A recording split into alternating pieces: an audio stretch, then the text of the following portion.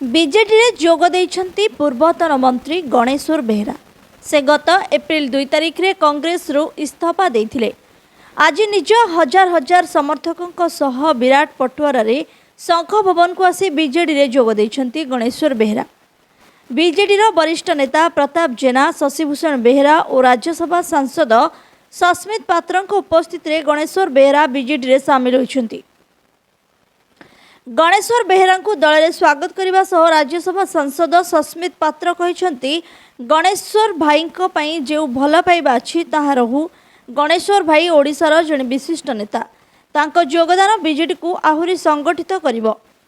गणेश्वर बेहरा सह 49 जन पंचायतर कांग्रेस सभापति मध्य आज बीजेडी रे जोग दैछंती।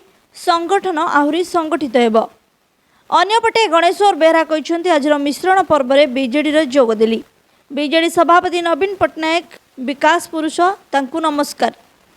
आकाशरू बहुथिबा जल जपरी समुद्र रे मिसे आज संबर्धना मो पे नुहे, यह मुख्यमंत्री से विश्वास करती ओडिशार विकास, समविकास, जाति धर्म वर्ण निर्विशेष समस्त विकास रे तांका आदर्श रे अनुप्राणित हुई केन्द्रापड़ा और ओडिशावासी को विकास को आहुरी त्वरान्वित करने बीजेडी रे मिसिछि।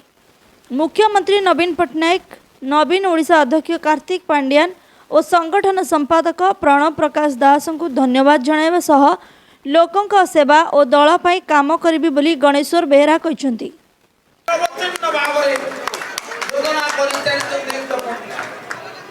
तांको आदर्श रे अनुप्राणित होई ओडिशार विकास रे निजर सामान्यतम अवदान रखा एवं केन्द्रापड़ा विकास को अधिक त्वरान्वित करने आज विजु जनता दल में सामिल होगापी निष्पत्ति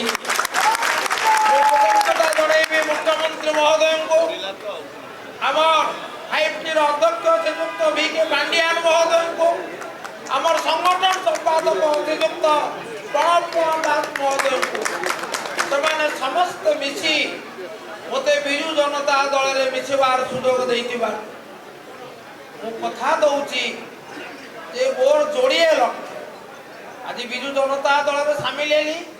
मु चाहे दलर सेवा करी एवं मु चाहे लोकों को सेवा करी।